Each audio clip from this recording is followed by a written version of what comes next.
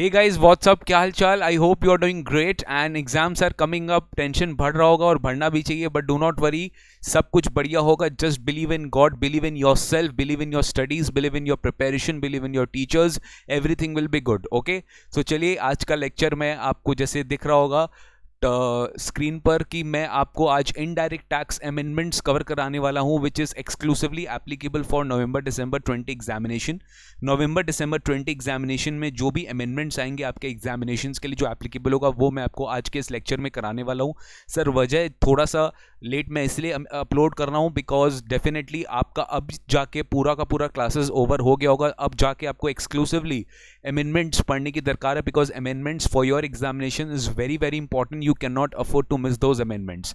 ये amendment classes की खास बात ये है सर कि जितने भी स्टूडेंट्स जो लोग मई जून जुलाई में अटेम्प्ट देने वाले थे, जिनका कोविड के वजह से एग्जामिनेशन पोस्टपोन हो गया एंड मर्ज हो गया विद दिसंबर 20 एग्जामिनेशंस, तो उनके लिए अमेंडमेंट्स ऑलरेडी उनका जो अमेंडमेंट्स था जो वो मई जून जुलाई तक ही पड़े थे, राइट। तो मई जून जुलाई का अमेंडमेंट्स आज के मतलब इस क्लासेस में एप्लीकेबल, इस क्लासेस में नहीं पढ़ा रहा हूं मैं जो अमेंडमेंट्स एडिशनल आए हुए हैं नवंबर दिसंबर 20 के, वही मैं पढ़ा रहा हूं। एंड ट्रस्ट मी, बहुत सारे अमेंडमेंट्स नहीं है, बहुत गिने चुने अमेंडमेंट्स है, बिकॉज कोविड के वजह से काफ़ी दिन तक बिजनेस डिस्टर्ब रहा, तो गवर्नमेंट भी उसमें बहुत बिजी था, तो गवर्नमेंट ने बहुत सरप्राइजिंगली कम अमेंडमेंट्स किया है। बहुत ही नेग्लिजिबल अमेंडमेंट्स है इनडायरेक्ट टैक्स दोनों में। अभी हम इनडायरेक्ट टैक्स का अमेंडमेंट्स करवा रहे हैं। डायरेक्ट टैक्स का अमेंडमेंट्स आपको सेपरेटली हमारे यूट्यूब चैनल में अपलोडेड मिलेगा, ठीक है। आपको केवल ये ध्यान देना है कि सर ये जो अमेंडमेंट्स है, इसका जो नोट्स है वो कहाँ से मिलेगा। नोट्स डिस्क्रिप्शन बॉक्स है ना, डिस्क्रिप्शन बॉक्स, इस वीडियो के डिस्क्रिप्शन बॉक्स में चेक करना, वहाँ पे आपको लिंक मिलेगा। उस लिंक से आप डाउनलोड कर सकते हो पूरा नोट्स, या हमारे एसजेसी के वेबसाइट से भी आप नोट्स को डाउनलोड कर सकते हो। सो आज के इस लेक्चर में मैं सबसे पहले आपको ये बता दूं कि ये जो लेक्चर है वो इंटर प्लस फाइनल, ये दोनों अमेंडमेंट, ये दोनों जो दोनों टर्म के दोनों लेवल के लिए एप्लीकेबल है। जो लोग भी नवंबर दिसंबर 20 एग्जामिनेशन में दे रहे हैं for both CS and CMA, CA students के लिए भी एप्लीकेबल होगा, CS के लिए भी एप्लीकेबल होगा और CMA स्टूडेंट्स के लिए भी एप्लीकेबल होगा। तो तीनों लेवल के स्टूडेंट्स के लिए इंटर फाइनल नवंबर दिसंबर 20 एग्जामिनेशन के लिए अमेंडमेंट क्लासेस रेलिवेंट है। आई रिपीट, मई जून जुलाई, मतलब जो मई टर्म था, जून टर्म था, वहाँ के लिए जो अमेंडमेंट्स थे वो ऑलरेडी वीडियो डाला हुआ है मेरे यूट्यूब चैनल पे, उसका भी लिंक मैं नीचे डिस्क्रिप्शन बॉक्स में आपको दे दूंगा। जो GST अमेंडमेंट्स मई जून के लिए टर्म में था वो मैं वापस से डिस्कस नहीं कर रहा हूँ। इंस्टीट्यूट ने क्या किया, और मैं देख रहा हूँ और भी सारे वीडियोज़ में जो मैं यूट्यूब में देख रहा हूँ कि जो पुराने टर्म के अमेंडमेंट्स है वो भी आप लोग को नवंबर दिसंबर टर्म के लिए कराया जा रहा है। बट वो टर्म ऑलरेडी गाइज, वो अमेंडमेंट्स ऑलरेडी पुराने टर्म में आ चुके हैं, वो कोई नए अमेंडमेंट्स नहीं है। तो प्लीज़ डरिएगा मत। नवंबर दिसंबर के लिए जो नए अमेंडमेंट्स है वो बहुत ही कम है, बहुत ही नेग्लिजिबल है, जो मैं आपको आज के लेक्चर में कराने वाला हूँ, right. So it's 27 page notes, लेकिन 27 पेज नोट्स दिख के लग रहा है, ये 27 पेज नोट्स दिख के लग रहा है बहुत ही कम, क्योंकि अमेंडमेंट तो 2-3 लाइन का ही रहता है ना, बट उसको पूरा समझाने के लिए पूरा प्रोविजन लिखना पड़ता है, ठीक है। So this is the overall logic behind the amendments. तो चलिए शुरू करते हैं without wasting any time. So now we will be starting the common amendments which is applicable for both inter and final. उसके बाद फाइनल के लिए हम एक एडिशनल लेक्चर और लेंगे जहाँ पे खाली फाइनल वाला अमेंडमेंट्स डिस्कस होगा। तो सबसे पहले चलिए कॉमन अमेंडमेंट्स में डिस्कस करते हैं, कॉमन अमेंडमेंट्स में डिस्कस करते हैं। तो बेसिकली ये सारे चैप्टर जिसमें अमेंडमेंट्स है, जैसे चार्ज ऑफ GST में composition scheme, exemptions, value of supply, registration, tax invoices, payment of taxes, input tax credit, returns, e-waybill, place of supply और IGST एक्ट में कुछ चेंजेस आए हैं। तो चलिए स्टार्ट करते हैं फर्स्ट चैप्टर से, that is charge of GST। So charge of GST में जो अमेंडमेंट आया है वो आया है रिवर्स चार्ज मैकेनिज्म में, reverse charge mechanism as you must be remembering, section 9 subsection 3 of CGST act provides that on notified goods and services GST will be payable by the recipient। तो sir उसमें एक notification हम लोग पढ़ते थे, right. उस notification का नाम क्या था, नंबर 13/2017 डेटेड 28 जून। ये था सेंट्रल टैक्स रेट नोटिफिकेशन, और इंटीग्रेटेड टैक्स में उसका नाम था 10/17 डेटेड 28 जून। तो दोनों नोटिफिकेशंस रिवर्स चार्ज के नोटिफिकेशन है, जिसपे GST की लायबिलिटी रिवर्स चार्ज में रेसिपिएंट के ऊपर आती है। इसको फर्दर अमेंड किया गया, और नवंबर दिसंबर 20 एग्जामिनेशंस में एक सर्विस को एग्जिस्टिंग जो पहले ऑलरेडी था उसको थोड़ा सा उसमें अमेंडमेंट आएगा। इसके अमेंडमेंट आया, उसको ध्यान से सुनना। Renting of any motor vehicles which is design to carry passengers, I repeat, renting of motor vehicles which is design to carry passengers, इसमें ही अमेंडमेंट है। पहले वो क्या था, पहले पहले ये सर्विस था कि renting of any motor vehicle, कोई भी मोटर व्हीकल अगर रेंट पे दिया जा रहा है तो उस पर रिवर्स चार्ज लगता है। बट यहाँ पे बोला नहीं, पैसेंजर्स के लिए जो मोटर व्हीकल यूज होता है खाली उसी के ऊपर रिवर्स चार्ज लगेगा और किसी के ऊपर रिवर्स चार्ज नहीं लगेगा। मतलब सर गुड्स के लिए अगर कोई मोटर व्हीकल है, कोई गुड्स के लिए अगर यूज किया जा रहा है तो क्या उस पर जीएसटी लगेगा रिवर्स चार्ज पे? The answer is no. तो अमेंडमेंट क्या है? Renting of any motor vehicles design to carry passengers. अब चलो देखते हैं सर वो कौन सी सर्विस है, आइए। Any services provided by way of renting of any motor vehicle designed to carry passengers where the cost of the fuel is included in the consideration। मतलब अगर मैं रेंट पे दे रहा हूं कोई भी मोटर व्हीकल जो पैसेंजर्स के लिए डिजाइन किया गया है और मैंने अपने रेंट पे मैंने फ्यूल कॉस्ट भी जोड़ के रखा है, और मैंने उससे सर्विस रेसिपिएंट से फ्यूल कॉस्ट भी ले रहा है। ऑब्वियसली जब मैं रेंट पे दे रहा हूं तो हो सकता है कि या तो फिक्स्ड रेंट हो या तो वेरिएबल रेंट हो। वेरिएबल रेंट मतलब क्या होता है? वहां पे मैं फ्यूल कॉस्ट अलग से लेता हूं। तो अगर मैं फ्यूल कॉस्ट अलग से ले रहा हूं तो फ्यूल कॉस्ट लेते समय अगर मैं वो फ्यूल कॉस्ट ले रहा हूं तो तब जाके वो रिवर्स चार्ज में आएगा, वरना वो रिवर्स चार्ज में नहीं आएगा अगर मैं फ्यूल कॉस्ट नहीं ले रहा तो। सो कंडीशन नंबर 1 क्या? फ्यूल कॉस्ट ले रहे हो और आपने प्रोवाइड किसको किया है? एक बॉडी कॉर्पोरेट को किया है। किसको किया है? बॉडी कॉर्पोरेट को किया है। यानी रिवर्स चार्ज, याद है बड़ा आदमी बॉडी कॉर्पोरेट कंपनी वपनी है, ये लोग जीएसटी पे कर सकते हैं, तो इन्हीं के ऊपर क्या है? रिवर्स चार्ज लायबिलिटी आएगा। यानी अगर आप किसी दूसरे पर्सन को दे रहे हो अदर देन बॉडी कॉर्पोरेट तो रिवर्स चार्ज नहीं आएगा। तो देखो सप्लायर कौन होना चाहिए?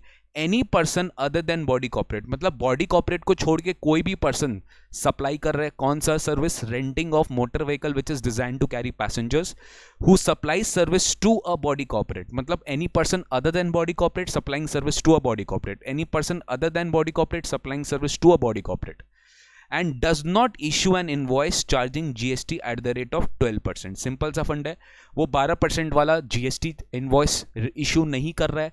क्योंकि ये 12% वाला GST इनवॉइस इशू नहीं कर रहा है तो रेसिपिएंट के ऊपर क्या आ जाएगा? RCM की लायबिलिटी आ जाएगी। रेसिपिएंट के ऊपर क्या आ जाएगा? RCM की लायबिलिटी आ जाएगी। लेकिन अगर मान लो सप्लायर अगर जीएसटी चार्ज कर रहा है 12% के हिसाब से, तब जाके रिवर्स चार्ज की लायबिलिटी नहीं आएगी। बिकॉज यहाँ पे क्लियरली बोल दिया अगर वो इशू नहीं कर रहा है तो ऑब्वियसली सेम फंड है ना सर, अल्टीमेटली यहाँ पे भी वही परसेंट होगा। 5% में जाएगा तो नो आईटीसी, यहाँ पे क्रेडिट नहीं लेगा। 12% में जाएगा तो सप्लायर को येस क्रेडिट मिल जाएगा।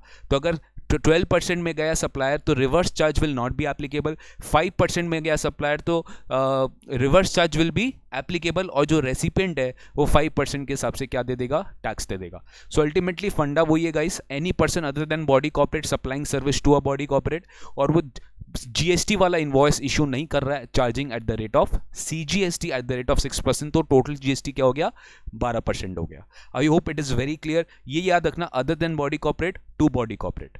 इसी के ऊपर इन्होंने क्लैरिफिकेशन इशू किया था 31 दिसंबर 2019 को। खाली एक्सप्लेन किया है, एग्जैक्टली एक्सप्लेन किया कि एग्जैक्टली किस तरीके का ये क्या बोलते हैं, इसके ऊपर एक फर्दर इन्होंने एक क्लैरिफिकेशन लाया था इस पर्टिकुलर नोटिफिकेशन के बाद कि service by way of renting of any motor vehicle design to carry passengers where cost of the fuel is included are taxable at the 2 following rates 5% या 12%। 5% कब होगा? Provided supplier of service has taken only the limited ITC of input service in the same line of business, तो reverse charge क्या हो जाएगा? Applicable हो जाएगा, and hence recipient is liable to pay GST. या फिर 12% कब होगा? जब सप्लायर जीएसटी ऑप्ट करता है पे करने के लिए at the set rate. In this case उसके ऊपर कोई रेस्ट्रिक्शन नहीं होगा आईटीसी अवेल करने के लिए on the goods and services, because he is charging GST, is opted to pay 12%। Same जो जीटी में अपने पढ़े थे, अगर GT opt to pay 6% then reverse charge will not be applicable. Similarly renting of motor vehicle में भी same चीज होगा गाइस, ठीक है। तो यहाँ पे कोई रेस्ट्रिक्शन नहीं होगा आईटीसी का in supplying renting of motor vehicle service by supplier of service, और उसके इसमें फॉरवर्ड चार्ज लग जाएगा। Recipient will not be liable to pay tax, reverse charge नहीं लगेगा।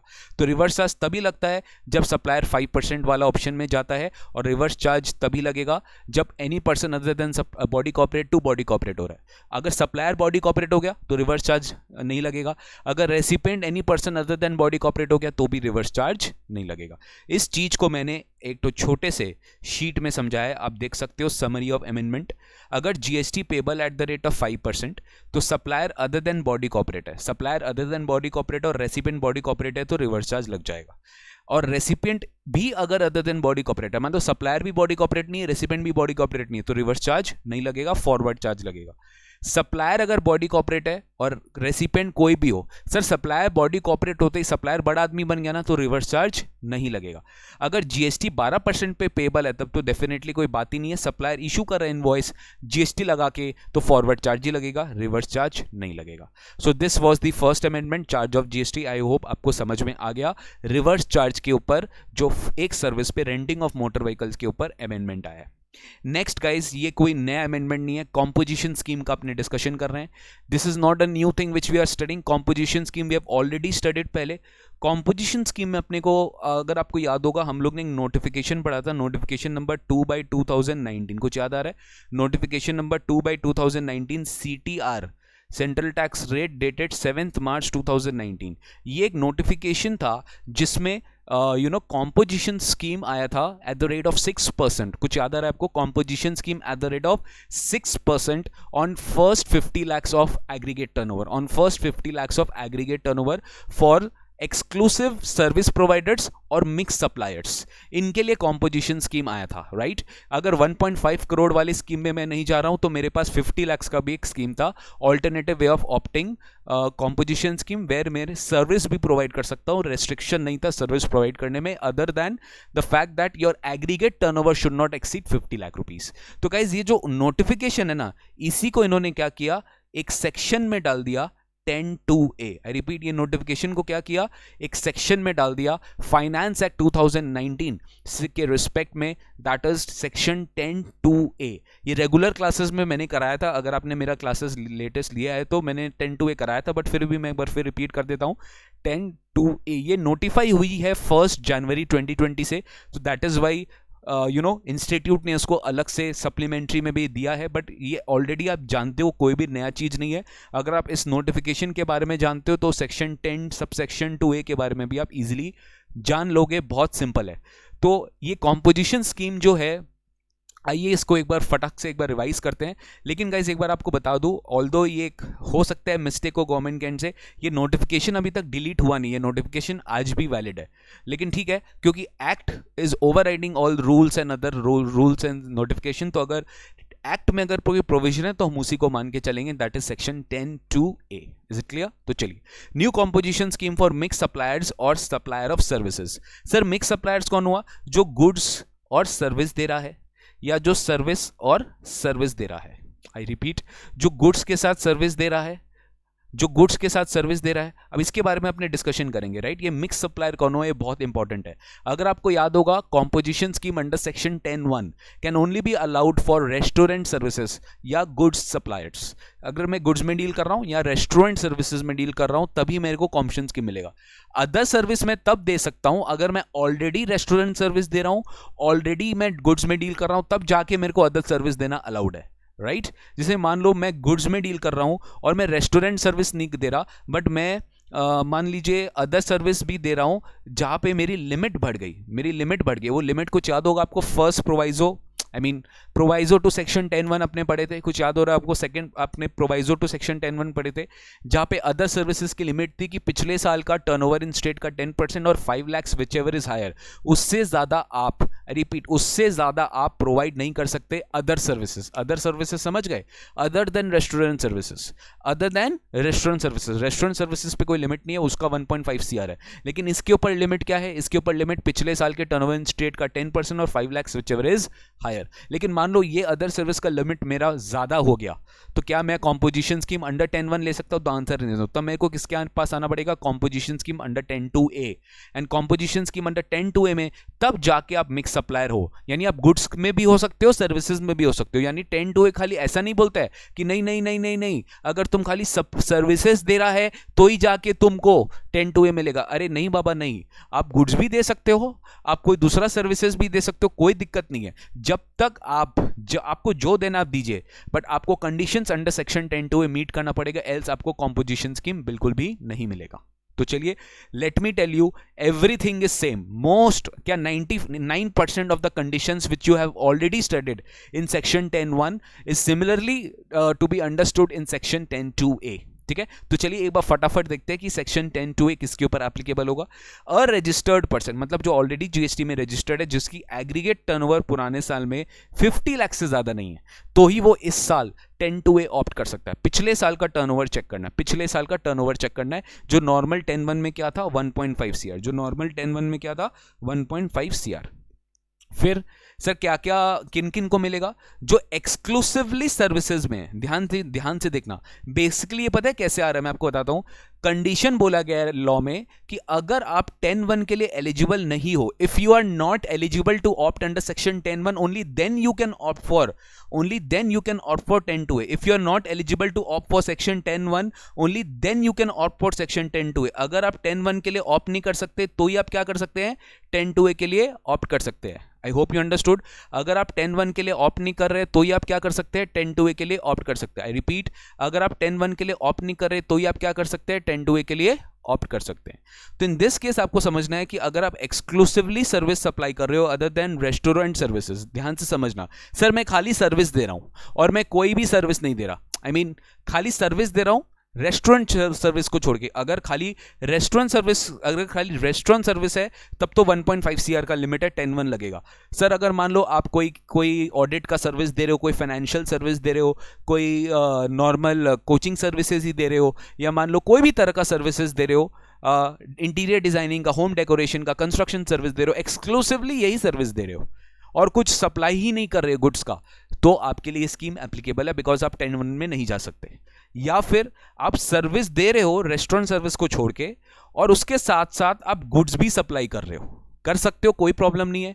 या फिर आप उसके साथ साथ रेस्टोरेंट सर्विस भी दे रहे हो, क्योंकि रेस्टोरेंट सर्विस तो 10(1) में था, अब उसके साथ साथ आप अदर सर्विस दे रहे हो और आपका वैल्यू एक्सीड हो गया कितना 5 लाख से ज्यादा। कुछ याद आ रहा है आपको, आपका वैल्यू एक्सीड हो गया कितना 5 लाख से ज्यादा। अब मैं ऐसा क्यों बोल रहा हूं, मेरा बात ध्यान से समझना, प्लीज मेरा बात ध्यान से समझना। सर एक बात बताइए, अगर आप 10(1) में होते, इफ यू वर इन 10(1), आपका पिछले साल एग्रीगेट टर्नओवर कितना है 50 लाख मान लीजिए, और 10(1) में आप होते, तो इस साल आप कितना सर्विस मैक्सिमम दे सकते थे। सो 50 लाख का 10% 5 लाख और 5 लाख विचएवर इज, मतलब 5 लाख, यानी अदर सर्विस आप केवल 5 लाख दे सकते थे when your aggregate turnover is not more than 50 lakhs, तब आप इस साल खाली 5 लाख तक का सर्विस दे सकते हो। लेकिन 10(2) में आई मीन 10(2)(a) में गवर्नमेंट बोलती है कि पिछले साल अगर 50 लाख की अगर आपकी एग्रीगेट टर्नओवर है, तो इस लाख पूरे 50 लाख पे आपको 6% हम ऑप्ट करने के लिए देंगे। हम आपको 10(2)(a) में लेकर आएंगे। अगर आप पिछले साल 50 लाख तक सर्विस, आई मीन 50 लाख तक एग्रीगेट टर्नओवर दे रहे हो, तो इस साल आपका 5 लाख से ज्यादा का आप सर्विस दे सकते हो। यही है 10(2)(a), यानी आप 10(1) में नहीं गिरे बट आप 10(2)(a) में गिर जाओगे इजीली, ठीक है। लेकिन provided your aggregate turnover should not exceed 50 lakhs। Next आते हैं guys specified conditions. Specified conditions में आते हैं, स्पेसिफाइड कंडीशंस क्या क्या है, बहुत सिंपल है। पहला, एग्रीगेट टर्नओवर पिछले साल में 50 लाख या कम होना चाहिए। Next, he is not eligible to pay tax under section 10(1), वो 10(1) में एलिजिबल नहीं है, नॉर्मल स्कीम में एलिजिबल नहीं है, तो ही वो 10(2)(a) में आ सकता है। Next, he is not making any supply of goods और services which is not leviable to tax, मतलब कोई भी तरह का नॉन टैक्सेबल सप्लाई नहीं हो रहा है, कोई भी तरह का, जैसे याद है petroleum products, DP pan, alcoholic liquor of human consumption, जो पे जिस पे टैक्स लेविएबल ही नहीं है, उस पे कभी भी जीएसटी लेविएबल ही नहीं है, नॉन टैक्सेबल सप्लाई, अगर वो सप्लाई नहीं कर रहा है तो ही वो 10(2)(a) जा सकता है। नेक्स्ट, वो कोई भी तरह का आउटवर्ड सप्लाई गुड्स या सर्विसेज बोला है इसमें, ध्यान से सुना, सर्विसेज। 10(1) में सर्विसेज नहीं था, 10(2)(a) में सर्विसेज है, यानी मैं interstate outward supply of goods या फिर सर्विसेज दोनों में नहीं कर सकता। आउटवर्ड बोला है, इनवर्ड नहीं बोला। इनवर्ड के लिए कोई रेस्ट्रिक्शन नहीं है, आउटवर्ड के लिए रेस्ट्रिक्शन है, यानी मैं दूसरे स्टेट में गुड्स या दूसरे स्टेट में सप्लाई नहीं कर सकता। नेक्स्ट, मैं सीटीपी भी नहीं हूं, एनआरटीपी भी नहीं हूं, मतलब अगर मैं सीटीपी का रजिस्ट्रेशन ले लिया तो मुझे कॉम्पोजिशन स्कीम छोड़ना पड़ेगा, या एनआरटीपी का रजिस्ट्रेशन ले लिया तो मुझे कॉम्पोजिशन स्कीम छोड़ना पड़ेगा।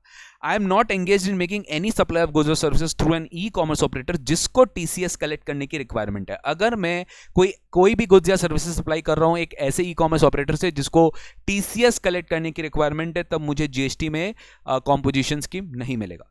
Next, who is not engaged in manufacturing, very very important, 10(2)(a) में वर्ड यूज किया गया है मैन्युफैक्चरिंग, लेकिन जब नोटिफिकेशन था ना वहां पे बोला गया था सप्लाई, यहां पे बोला है मैन्युफैक्चरिंग। मतलब सर 10(1) जैसे ही कर दिया कि मैं मैन्युफैक्चरिंग ऑफ नोटिफाइड गुड्स मैं नहीं कर सकता, जैसे पान मसाला, टोबैको, आइसक्रीम, एरेटेड वाटर, जो 10(1) में पड़ा था वही 10(2)(a) में है कि आप इन सब के मैन्युफैक्चरिंग नहीं कर सकते।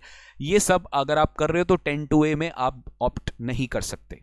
Key points to be remembered, the registered person shall not collect any tax, same चीज है, 10(2)(a) में मैं टैक्स कलेक्ट नहीं कर सकता रेसिपिएंट से on supplies made by him, ना मुझे कोई क्रेडिट मिलने वाला है, क्रेडिट भी नहीं मिलेगा, ना तो मैं टैक्स इनवॉइस इशू कर सकता हूं, ना मैं टैक्स चार्ज कर सकता हूं।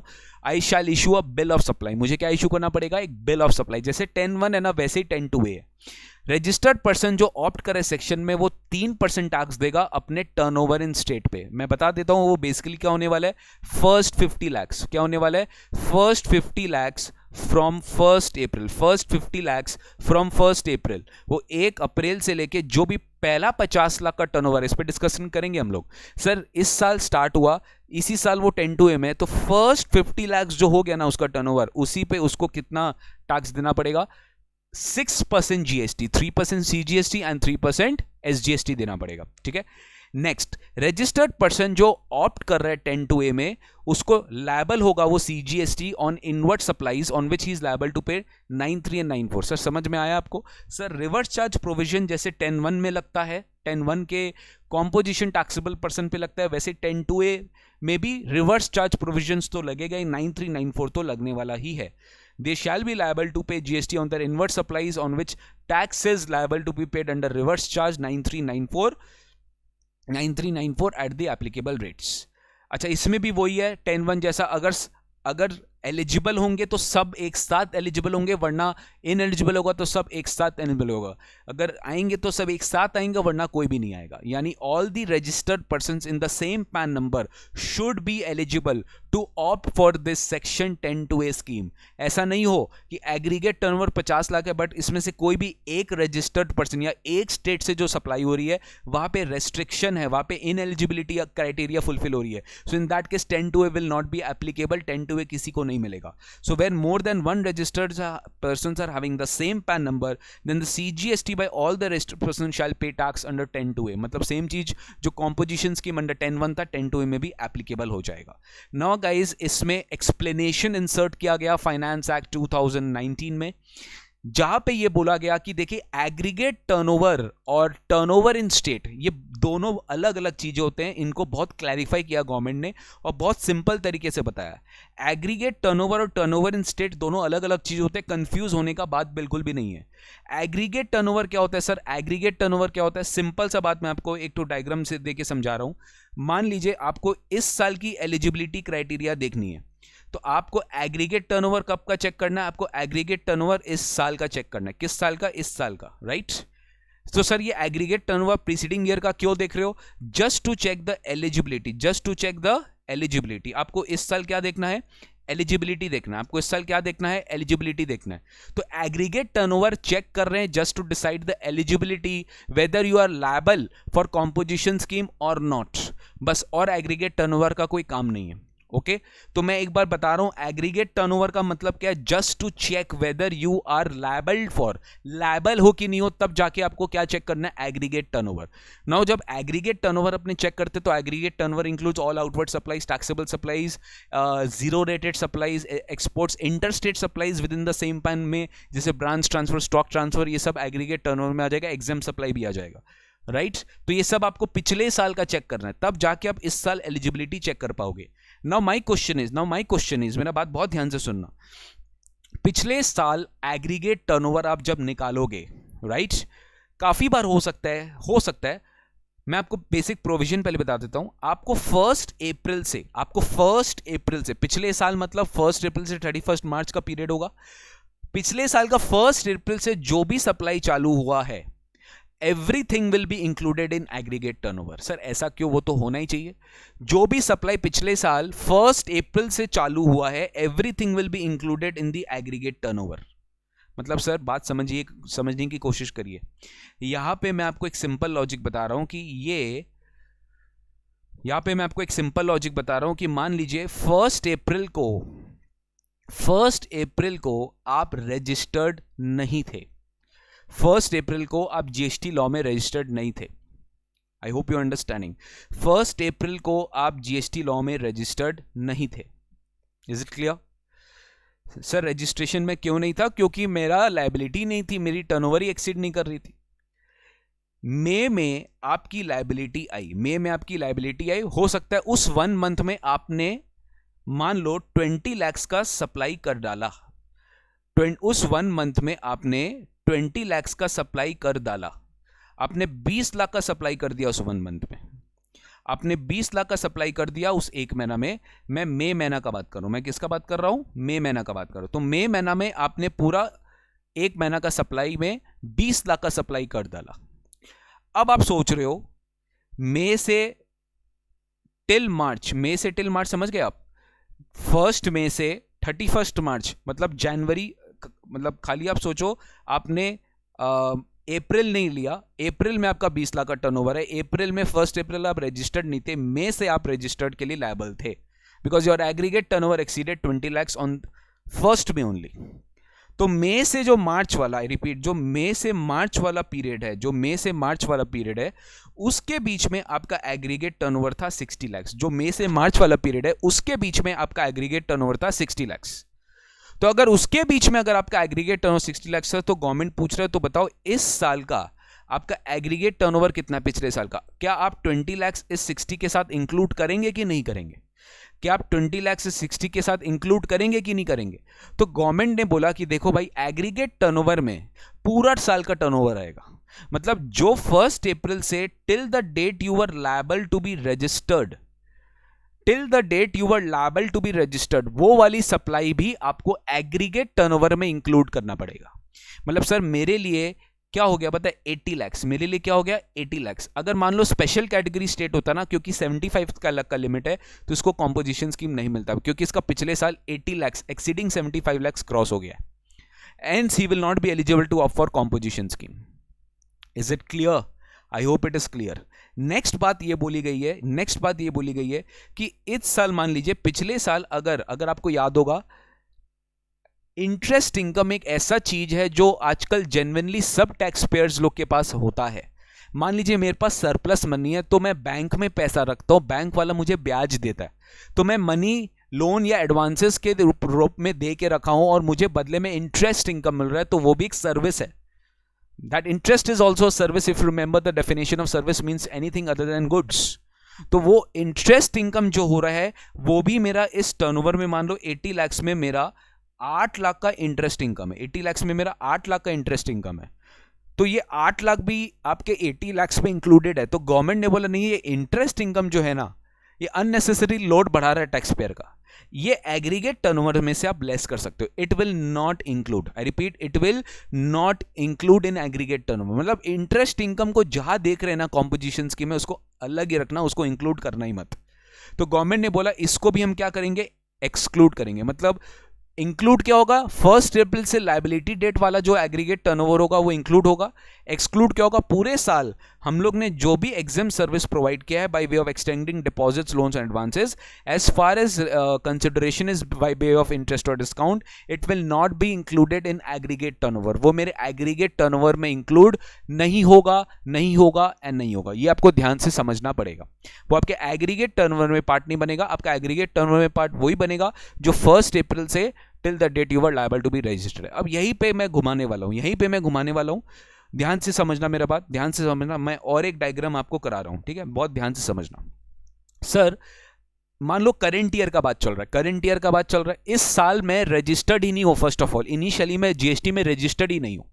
ओके, माई एग्रीगेट टर्नओवर सेम मैं ले रहा हूं, एग्जाम्पल में ले रहा हूं, मई में मेरा एग्रीगेट टर्नओवर आया 20 लाख। मेरा 20 लाख मई में हुआ, तो मई, अप्रैल और मई के बीच में तो मैं लायबल ही नहीं था रजिस्ट्रेशन का, मैं लायबल ही नहीं था रजिस्ट्रेशन का। तो आप लायबल नहीं थे तो नहीं थे, बहुत बढ़िया, ठीक है, आप नहीं थे लायबल। फिर उसके बाद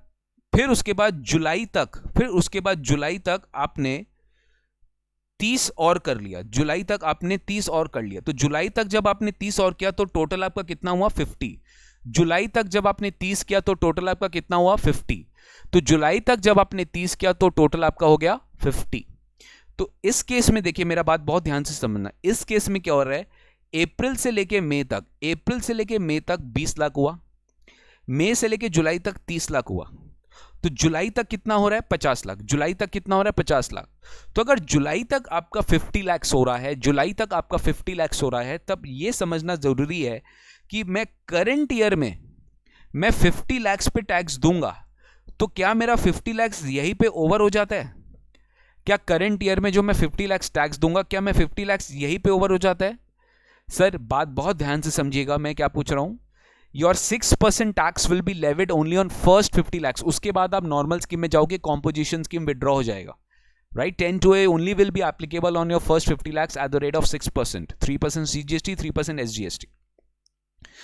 तो यह बात हो रही है गाइस, ये बात हो रही है कि सर सबसे पहले तो आप इस साल इस पीरियड के लिए तो आप रजिस्टर्ड ही नहीं थे ना आप लायबल टू बी रजिस्टर्ड थे, तो ये जो 20 लाख है ना, इस पे आपको कोई टैक्स नहीं देना है, इस पे आपको कोई भी टैक्स नहीं देना। ये सबसे पहले गवर्नमेंट ने हमें बताया है कि टर्नओवर इन स्टेट में जो डेट 1 अप्रैल से लायबिलिटी डेट तक का टर्नओवर है, that will not be included, I am repeating, 1 April से the date of liability for taking registration, ये पीरियड का जो टर्नओवर है ये आपके टर्नओवर इन स्टेट में इंक्लूड नहीं होगा, इस पे आपको टैक्स नहीं देना होगा।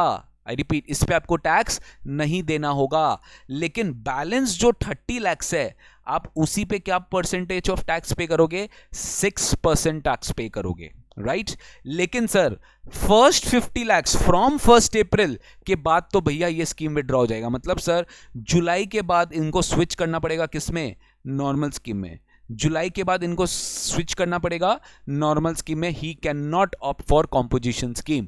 जुलाई के बाद वो नॉर्मल स्कीम में रहेंगे, वो कॉम्पोजिशन स्कीम में नहीं रह सकते। तो देखो, for purpose of determining tax payable, turnover इन state again will not include, दो चीज सेम होगा, पहला 1 अप्रैल से लेके टिल द डेट ही वो लायबल फॉर रजिस्ट्रेशन, वो पार्ट जैसे वो 20 लाख वाला पार्ट नहीं इंक्लूड होगा टर्नओवर इन स्टेट पे। और एग्जाम सर्विस जो मैंने अभी अभी आपको बताया कि इंटरेस्ट इनकम करंट ईयर में अगर आपका टर्नओवर है 50 लाख का, उसमें अगर मान लीजिए या 1.5 CR मान लीजिए यार, ये सेक्शन 10 जो है ये तो 50 लाख वाले के लिए भी है, 1.5 करोड़ वाले के लिए भी है। मान लो आपका करंट ईयर में 1 करोड़ 60 लाख हो गया, 1 करोड़ 60 लाख का टर्नओवर हो गया, तो कॉम्पोजिशन स्कीम छोड़ना पड़ेगा कब? जब आपका एग्रीगेट टर्नओवर एक्सीड कर रहा है, कब? 1.5 CR। अब ये एग्रीगेट टर्न में बोल दिया ना इंटरेस्ट इनकम नहीं आएगा, तो इंटरेस्ट इनकम तो आएगा ही नहीं, इंटरेस्ट इनकम तो आएगा ही नहीं, तो मतलब मान लो आपका इंटरेस्ट इनकम को छोड़कर जो टर्नओवर हो रहा है वो 1.5 नहीं जाना चाहिए, तब आपको मिलेगा। अब आप समझो टैक्स पेबल, टैक्स पेबल किस में करते हैं सर? टर्नओवर इन स्टेट पे करते हैं, तो टर्नओवर इन स्टेट में भी बोल दिया कि इंटरेस्ट इनकम नहीं आएगा, आप इंटरेस्ट इनकम पे टैक्स नहीं पे करोगे, आप इंटरेस्ट इनकम पे टर्नओवर नहीं जोड़ोगे, और टर्नओवर को इंटरेस्टिंग टर्नओवर में इंटरेस्ट इनकम नहीं जोड़ोगे, और टर्नओवर एक्सक्लूडिंग इंटरेस्ट इनकम पे आप करेंगे। तो exam service provide by way of extending deposits, loans, advances as far as consideration is by way of interest और डिस्काउंट।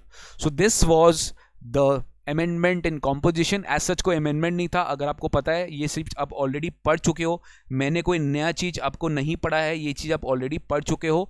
कॉम्पोजिशन स्कीम में notification number 2/19 dated 7th March, इसी को इन्होंने 10(2)A में इनकॉर्पोरेट कर दिया, ठीक है। अब अपने स्टार्ट करेंगे एग्जेम्पशंस फ्रॉम जीएसटी।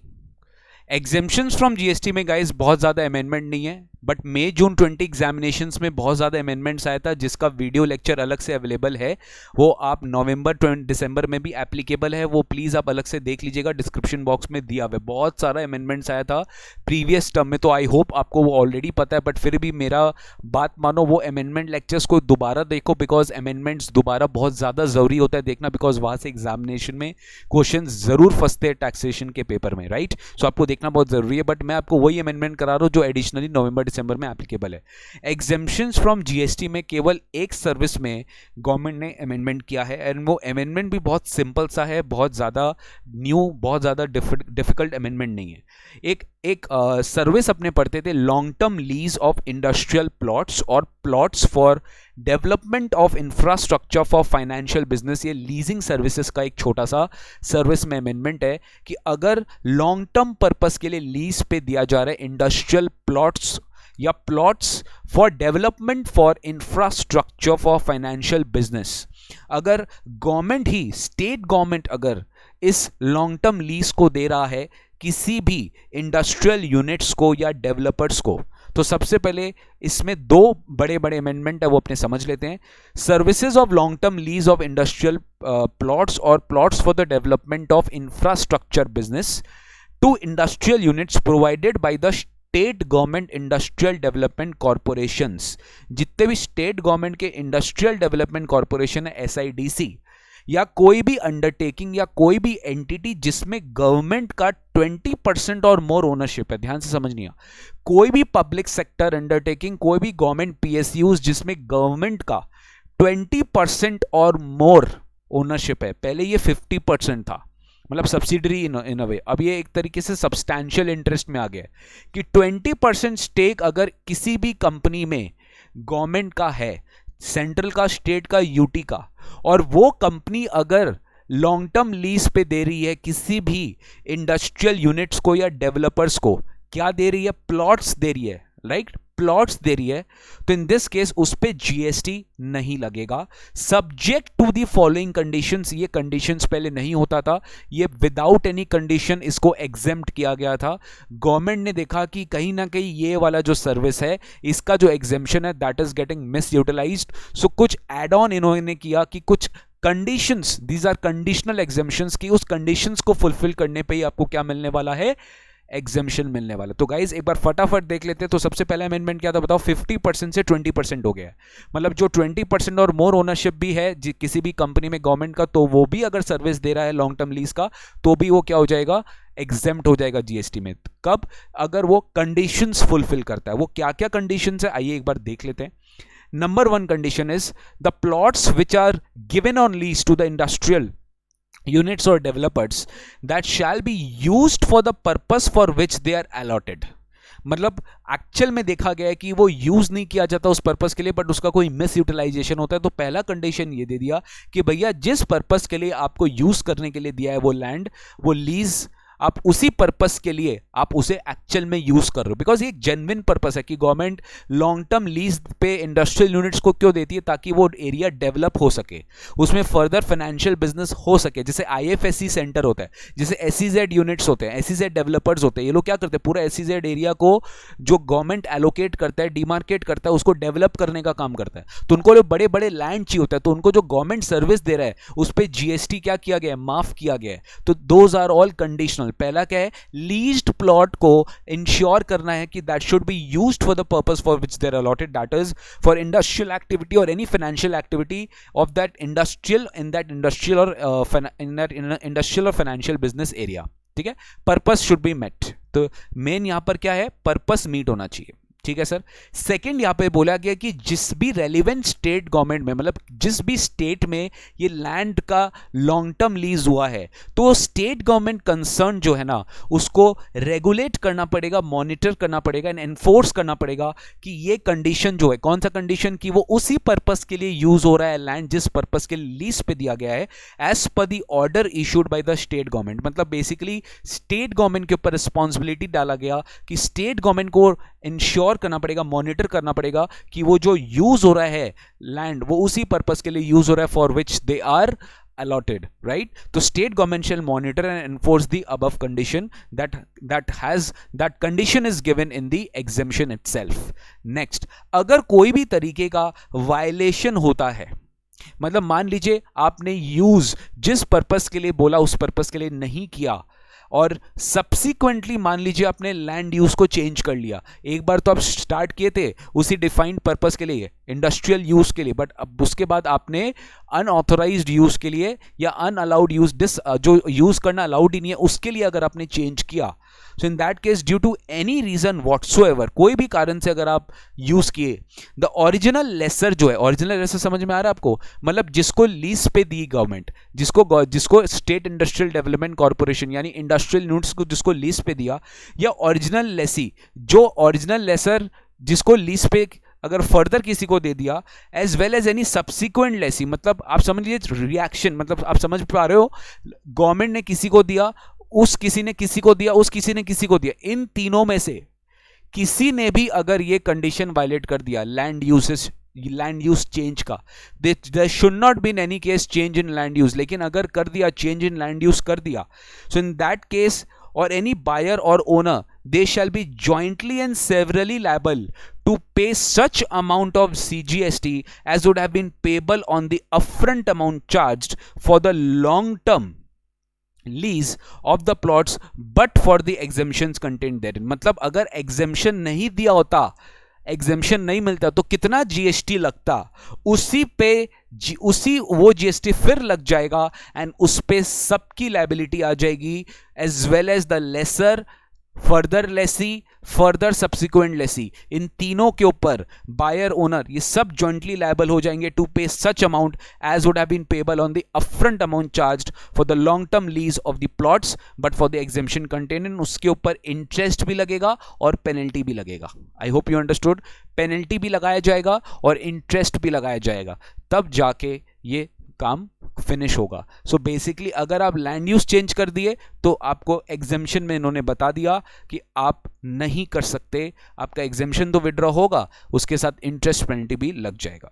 लास्ट में इन्होंने कंडीशन डाला कि जो लीज एग्रीमेंट है entered into by the original lessor with the original lessee, बात समझना, मतलब जो भी लेसर है ना, आई रिपीट, जो भी लेसर है, लेसर अगर लेसी को स्टार्टिंग में गवर्नमेंट या कोई भी गवर्नमेंट ओन्ड कंपनी अगर लेसी को, किसको दे रहा है, लेसी को अगर लीज पे दे रहा है, या फिर लेसी सब्सिक्वेंट किसी लेसी को लीज पे दे रहा है यानी सबलेट कर रहा है, और सब लेसी को दे रहा है यानी फर्दर सब लीज कर रहा है, as well as any subsequent lease और सेल अग्रीमेंट्स फॉर लीज और sale of such plots to subsequent lessee और बायर्स और owners shall incorporate the terms and conditions. मतलब ध्यान से समझना, अगर स्टेट गवर्नमेंट से लैंड मिला है किसी भी इंडस्ट्रियल पर्पस, किसी भी इंडस्ट्रियल यूनिट को, तो वो इंडस्ट्रियल यूनिट फर्दर अगर लीज पे दे रहा है ना, तो उस टर्म्स में ये डालना पड़ेगा कि जो लैंड मिला है ये ओरिजिनली स्टेट गवर्नमेंट से मिला हुआ है. मतलब टर्म्स एंड कंडीशंस में बताना पड़ेगा कि देखिए ये जो लैंड है इसका अपफ्रंट अमाउंट पे जीएसटी नहीं लगा है, तो फर्दर आप भी चेंज नहीं कर सकते यूज. यानी गवर्नमेंट ने एक्सप्लिसिटली बोल दिया कि फर्दर जितने भी लोग को ये लीज ग्रांट होगा फर्दर चेन में इंश्योर करना, हर एग्रीमेंट में टर्म्स एंड कंडीशंस में लिखा हुआ है that these all should be incorporated in the terms and conditions. The fact that the CGST was exempted on the long-term lease of the plots by the original lessor to the original lessee subject to the above condition and that the parties to the said agreements undertake to comply with the same. यानी sir इसमें clearly एक तरह का indemnification ले लेगा कि further जो parties है वो भी इसी को एग्री कर रही है, उसी को यूज करने के लिए, उसी पर्पस के लिए यूज करने के लिए they are going to start the lease agreement. तो लीज एग्रीमेंट का क्लॉज में ही एक डलवाना पड़ेगा that they agree or they know this fact that the CGST was exempted on the long term lease of by original lessor to the original lessee and subject to this condition only and the parties to this agreement shall undertake to comply with the same. So guys ये बहुत ज़्यादा relevant नहीं है, थोड़ा सा theory type है, but एक बार समझने की कोशिश करना कि ultimately change in use of purpose नहीं होना चाहिए, और जिस भी पर्पस से वो लॉन्ग टर्म लीज दिया गया है वो चेंज नहीं होना चाहिए. वो चेंज हो गया तो दिक्कत है, उस पर जीएसटी जो है वो एग्जेम्प्टेड नहीं होगा, उसको आप विड्रॉ कर लोगे प्लस इंटरेस्ट एंड पेनल्टी, और जितने भी आने वाले बायर है या ओनर है जो अल्टीमेटली उसको खरीदेगा उसको जीएसटी के पेमेंट करना पड़ेगा. सो एक छोटा सा अमेंडमेंट था for the long term lease वाला, that is on exemption. Next अपन आते हैं value of supply. Value of supply बहुत सिंपल है. देखिए पहले क्या था, वैल्यू ऑफ सप्लाई पे लेट मी टेल यू, उसके ऊपर एक वैल्यूएशन रूल है, rule number 31A. As you remember valuation rule 27, 28, 29, 30, 31, 31A. 31A बात करता था value of supply in case of betting, lottery, gambling and horse racing, कि इन सब चीज का किस वैल्यू कैसे निकालेंगे जिस पे जीएसटी है. तो गवर्नमेंट ने रूल 31A में दो ठो रेट्स दिया था, एक था 100/112 और एक था 100/128. एक था 100/128. ठीक है, 100/112 and 100/128 for two kinds of cases, lottery authorized by state government and lottery run by state government. अगर खुद स्टेट गवर्नमेंट लॉटरी रन कर रही है तो क्या होगा, खुद ऑथोराइज्ड स्टेट गवर्नमेंट वाली लॉटरीज अगर लॉटरी टिकट सेल हो रहा है तो उस केस में क्या होगा। तो यहां पे बोला गया कि दोनों का रेट अलग अलग है, 100/112, 100/128, इसको काट दिया गया, इसको डिलीट कर दिया गया। अब यही एक सिंगल रेट बचा है 100/128 जो दोनों के केस में अप्लाई होगा। So value of supply in case of lottery, betting, gambling and horse racing, it shall be deemed to be 100/128 of the face value of the ticket or the price which is notified in the official gazette, whichever is higher. अगर notify नहीं हुआ है तो face value ले लेंगे, अगर notify हो गया तो दोनों का जो हायर है उसका deem to be inclusive tax मानेंगे और वो 28% के हिसाब से माना जाएगा। एंड अकॉर्डिंगली उसकी वैल्यूएशन भी आपको बैक कैलकुलेट करके निकालना पड़ेगा, इनटू 100/128 करके आपको बैक कैलकुलेट करके निकालना पड़ेगा। सो एक्सप्लेनेशन, जो भी स्टेट ऑर्गेनाइज कर रहा है is the state government which conducts the lottery either in its own territory और sell its tickets in the territory of any other state. तो वो हो गया ऑर्गेनाइजिंग स्टेट। तो ऑर्गेनाइजिंग स्टेट क्या करता है, ऑफिशियल गैजेट में प्राइस को नोटिफाई करता है कि किस प्राइस पे लॉटरी का जो टिकट है वो ओपन होगा या सेल होगा, या face value of ticket whichever is higher उसका 100/128 लेना है। तो सिंपल अमेंडमेंट है, lottery authorise and lottery run एक हो गया, 100/128 है, 100/112 को रिमूव कर दिया गया है, ये आपको ध्यान देना पड़ेगा। नेक्स्ट अपने आते गाइस रजिस्ट्रेशन में। नेक्स्ट टॉपिक है रजिस्ट्रेशन। समझ रहे, आई होप अभी तक आपको सारा लेक्चर समझ में आ रहा है, जो भी मैं बोल रहा हूं आप इसको इजीली ग्रास्प अप कर पा रहे हो। अब अपने आते हैं रजिस्ट्रेशन में। बड़ा सिंपल सा बात है, एक बार समझते हैं, बहुत ध्यान से समझिएगा, इट्स वेरी सिंपल। रजिस्ट्रेशन में गाइज अमेंडमेंट आया है फाइनेंस एक्ट 2019 के थ्रू, ऑलरेडी आगे आता है, नोटिफाई हुआ है लेट से। मैंने अपने लेटेस्ट बैचेस में डाल के रखा है, लेटेस्ट बैचेस में स्टूडेंट्स को पढ़ा के रखा है, बट फिर भी मैं एक बार फिर बता रहा हूँ, क्योंकि देखिए फाइनेंस एक्ट 2019 में जो पोस्ट इलेक्शंस जो फाइनेंस एक्ट आया था ना, उसमें काफ़ी सेक्शंस को इन्होंने नोटिफाई नहीं किया था अंटिल 1 जनवरी को ही नोटिफाई किया। तो जो भी एग्जामिनेशंस, आई रिपीट, जो भी एग्जामिनेशंस मई में देने वाले थे, तो मई वालों के लिए वो amendments as such amendment classes में कवर्ड नहीं हुआ था क्योंकि वो 1 जनवरी में था। बट मैंने जो लेटेस्ट क्लासेस मई 20 के लिए कराया था उसमें मैंने ऑलरेडी ये सर डलवा दिया था, उसमें मैं सब ऑलरेडी ये क्या किया था, अमेंडमेंट डलवा दिया था, तो मैंने पढ़ा दिया था। बट मैं जो भी हूँ, मैं फिर भी सारे स्टूडेंट से रिक्वेस्ट करता हूँ कि आप लोग प्लीज़ एक बार ये सब फिर से देखो, रजिस्ट्रेशन वाला प्रोविजंस। सो स्टार्ट करते हैं आधार वाला प्रोविजन से। So guys section 25 procedure for registration में इन्होंने 4 सबसेक्शंस इंट्रोड्यूस किया, 6A, 6B, 6C और 6D। 6A, 6B, 6C और 6D बड़ा सिंपल है। ओवरऑल लॉजिक आपको समझा देता हूं, आपको बात सब चीज समझ में आ जाएगा। सिंपल फंडा गवर्नमेंट आपको यही बोलना चाह रहा है, शॉर्ट में अगर बताऊं, इन शॉर्ट, कि आपको अपना आधार नंबर भी फर्निश करना पड़ेगा, यदि नहीं किए तो you will not be getting any registration. Sir मतलब आधार को भी GSTIN से लिंक किया जाएगा, आधार नंबर को भी GSTIN से लिंक किया जाएगा। आधार जब तक नहीं होगा तब तक GSTIN का आपको नंबर ही नहीं मिलेगा। ऐसा प्रोविजन आ गया फाइनेंस एक्ट 19 के थ्रू। यानी जब आप रजिस्ट्रेशन फाइल करोगे आपको आधार भी फर्निश करना पड़ेगा। सो आधार ऑथेंटिकेशन मतलब बेसिकली क्या होगा पता है, आप आधार नंबर डालोगे, आपके आधार बेस्ड मोबाइल नंबर जो कंसर्न मोबाइल नंबर, उस पर OTP आएगा, OTP के थ्रू आपको रजिस्ट्रेशन वेरीफाई करना पड़ेगा।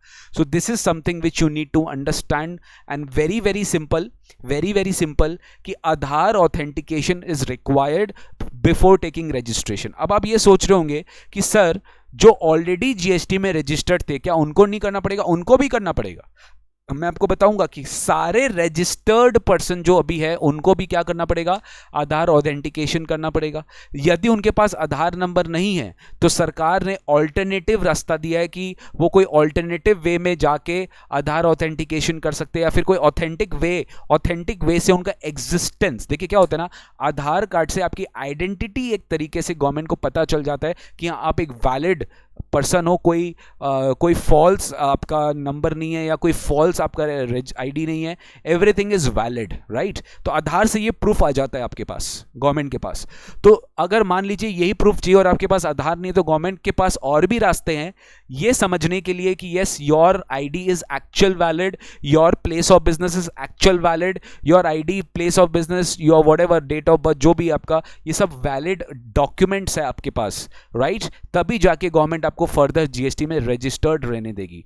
अगर आपके पास आधार नहीं है तो आपको ऑल्टरनेटिव मींस दिया जाएगा to prove your identity, which we will discuss very soon in this amendment, that is rule number 8 and rule number 9।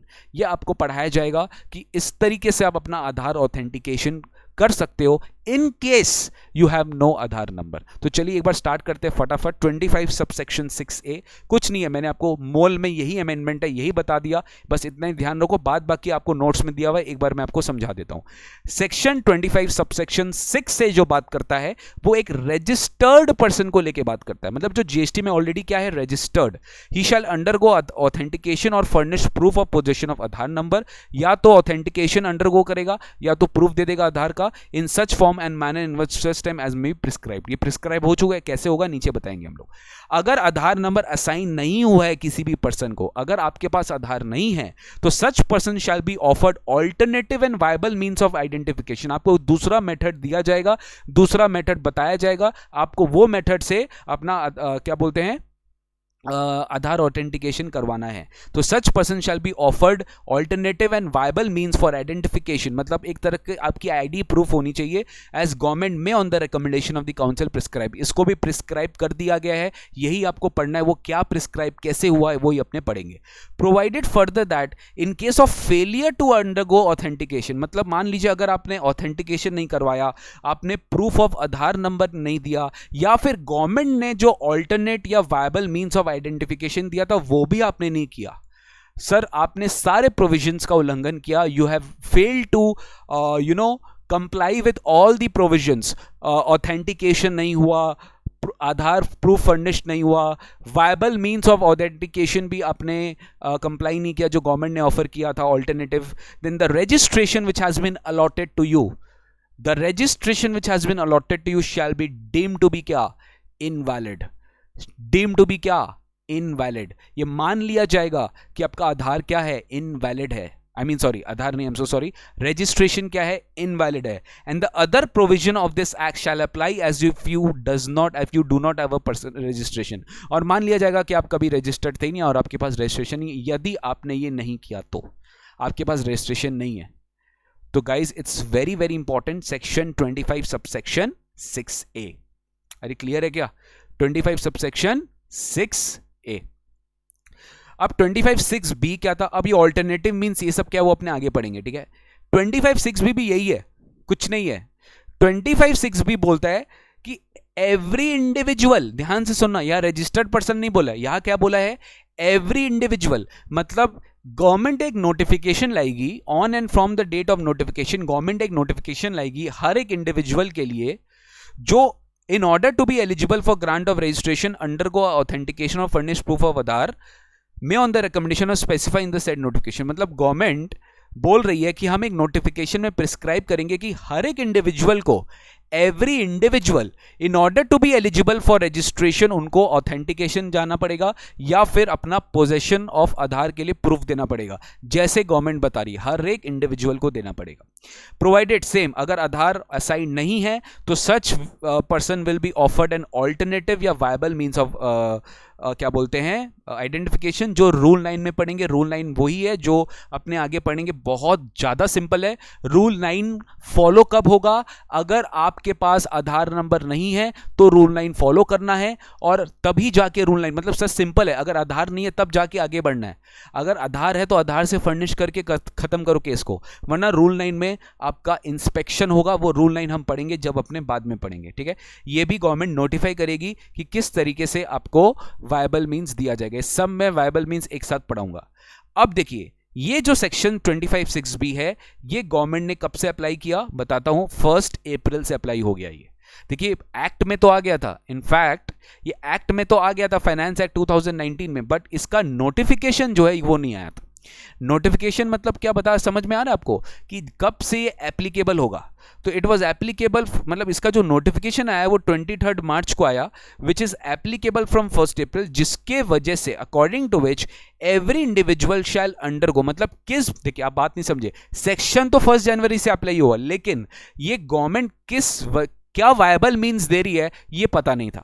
ये पता कब चला? ये 1 अप्रैल से पता चला, 1 अप्रैल से अप्लाई हुआ कि क्या वायबल मीन्स है। क्या वायबल मीन्स है? वो वायबल मीन्स ये है कि every individual shall undergo authentication of Aadhaar in the manner specified in rule 8 in order to be eligible for grant of registration. मतलब सर बात को समझना, आपको ऑथेंटिकेशन करना पड़ेगा एज पर रूल 8, लेकिन आपको अगर असाइन नहीं हुआ है आधार तो फिर आपको ऑल्टरनेटिव मींस जाना पड़ेगा एज पर रूल 9। तो रूल 8 कब है बताओ फटाफट। सर रूल 8 तो ऑथेंटिकेशन के लिए, वो बहुत सिंपल है। रूल 8 में सब रूल 4A इन्होंने ऐड किया और बोला कि हर एक पर्सन को आधार नंबर फर्निश करना पड़ेगा, बस और कुछ नहीं है। तो रूल 8 के हिसाब से आप ऑथेंटिकेशन करा लीजिए। रूल 9 में क्या होगा, आपको ऑल्टरनेटिव मींस दिया जाएगा। वो क्या मैं आपको बताता हूं। ऑफिसर आपके प्रीमाइसेस में आएगा, फोटोग्राफ्स खींचेगा कि प्रॉपर सब है, सब सही है, और खींच के अपलोड कर देगा एक समरी रिपोर्ट, कि पता रहेगा फ्यूचर में कि हाँ ऑफिसर आपके पास आया था और आपका ऑथेंटिकेशन हो गया है, वायबल मींस हो गया है, तब जाके हम मान लेंगे कि आपका ये प्रोविजन भी कंप्लाई हो गया है, even if you do not have Aadhaar number. I repeat, even if you do not have Aadhaar number, because आज भी बहुत सारे लोग हैं, बहुत सारे स्टेट्स है, हम इनकम टैक्स में भी पढ़े थे, जम्मू एंड कश्मीर, मेघालय, सिक्किम, ये सब स्टेट्स में तो आज भी काफी लोगों के पास तो है ही नहीं ये सब। तो I hope you understanding, Aadhaar number ही नहीं है, तो लोग के पास आधार नंबर नहीं है, तो आधार नंबर नहीं है तो गवर्नमेंट को ऑल्टरनेटिव मींस बताना पड़ेगा, और वो ऑल्टरनेटिव मींस हम बताएंगे रूल 9 में, वो ऑल्टरनेटिव मींस क्या है। आई होप इट इज क्लियर। ठीक है सर। अब देखिए सेम आया 25 सबसेक्शन 6C, सेम है, बहुत ज्यादा रेलिवेंट नहीं है, सेम चीज है। 25(6) से क्या था, रजिस्टर्ड पर्सन के लिए, 25(6)B क्या था, इंडिविजुअल के लिए। 25(6)C अब अपने कर रहे हैं, 25(6)C ये होगा every person other than individual. Same चीज, हर एक पर्सन जो इंडिविजुअल नहीं है उनको छोड़कर, they shall in order to be eligible for grant of registration undergo authentication और furnish proof of position of Aadhaar number. किसके सर, वो तो इंडिविजुअल नहीं है ना, वो तो कंपनी है, HUF है, फर्म है, ये है, तो वो लोग कैसे आधार नंबर देंगे? तो वो लोग अपना, ऑब्वियसली वो तो आधार नंबर खुद इंडिविजुअल है ना, वो आई मीन इंडिविजुअल नहीं है ना, वो इंडिविजुअल होते तो 25(6)B में आते, इंडिविजुअल अपना आधार दे देता, कंपनी वमनी कैसे देगा यार? तो इन दिस केस उनका आधार नहीं लगेगा। अगर HUF है तो कर्ता का आधार लगेगा, अगर कंपनी है तो मैनेजिंग डायरेक्टर या होल टाइम डायरेक्टर का आधार लगेगा, या such number of partners in case of LLP और पार्टनरशिप फर्म, या members of managing committee of association, board of trustees, authorise representative का भी आधार लग सकता है, ऑथोराइज सिग्नेटरी, कोई भी, अगर मैं ऑथोराइज सिग्नेटरी हूं कोई भी डॉक्यूमेंट्स के लिए, एक कंपनी के लिए, एक फर्म के लिए, तो भी मेरा आधार चल जाएगा। And such other class of persons as the government में स्पेसिफाई, गवर्नमेंट करेगी स्पेसिफाई, गवर्नमेंट करेगी कि किसका किसका आधार वैलिड होगा, किसका किसका आधार वैलिड होगा for the purpose of authenticating, for the purpose of going authentication. तो 25 section 6C is for those people other than individual. 6B तो इजी है, और 6 से तो ऑलरेडी जो रजिस्टर्ड है उनके लिए। देखिए है सेम चीज, अलग अलग लोगों के लिए अलग अलग प्रोविजन डाल दिया। सेम यहाँ पे अगर ये लोगों के पास आधार नहीं है तो ये लोगों को ऑफर्ड किया जाएगा alternative and viable means for identification rule 9 के हिसाब से, जो गवर्नमेंट नोटिफाई करेगी। सेम सेक्शन 25(C) में भी इन्होंने क्या किया, इन्होंने फाइनली नोटिफाई किया, देखिए बहुत ध्यान से, इन्होंने फाइनली नोटिफाई किया कि वो कौन लोग होंगे जो लोग अल्टीमेटली आधार का ऑथेंटिकेशन करेंगे in case for a person other than individual. तो सिंपल है, ये तो ऑलरेडी बात हो गई ना सर, ये 1 अप्रैल से आया, ये इतना रेलिवेंट नहीं है। Following persons other than individual shall undergo authentication of Aadhaar number in the manner specified in Rule 8 in order to be eligible for grant of registration। इनमें से किसी का भी आप आधार नंबर दे दो, आपका प्रोविजन कंप्लाई हो जाएगा। सबसे पहले कोई भी तरह का ऑथोराइज सिग्नेटरी है, अगर if any authorise signatory of all types authorise signatory post does not matter, कोई भी पार्टनरशिप फर्म का कोई ऑथोराइज्ड पार्टनर हो या मैनेजिंग पार्टनर हो, मैनेजिंग एंड ऑथोराइज्ड पार्टनर है, उसका आधार नंबर लगेगा। एंड HUF के केस में कर्ता, आई रिपीट, HUF के केस में कर्ता, कर्ता विल बी द पर्सन जिसका आधार नंबर लगेगा for the purpose of registration authentication. लेकिन अगर आधार नंबर असाइन नहीं है तो भैया ऑल्टरनेटिव मींस दीजिए जो रूल 9 में बोलेंगे। तो गाइस रूल 9 सब जगह एप्लीकेबल हो रहा है। जब 6A में, 6B में, 6C में अगर आपके पास आधार नहीं है, अगर आप ऑथेंटिकेशन नहीं करवा पा रहे हो, तो भैया आप अकॉर्डिंगली आपका रूल 9 ऑल्टरनेटिव गवर्नमेंट दिया है, वो रूल 9 जब पढ़ेंगे तब मैं आपको पढ़ाऊंगा। अब आता है लास्ट में, सर सिंपल फंडा है कि 6A वाला प्रोविजन, 6B वाला प्रोविजन और 6C वाला प्रोविजन किन के लिए एप्लीकेबल नहीं होगा। यानी गवर्नमेंट ने बता दिया कि सम पीपल के लिए 6A, 6B, 6C एप्लीकेबल नहीं है। मतलब 6D बोलेगा कि 6A, 6B, 6C एप्लीकेबल नहीं है for certain people which government again will notify.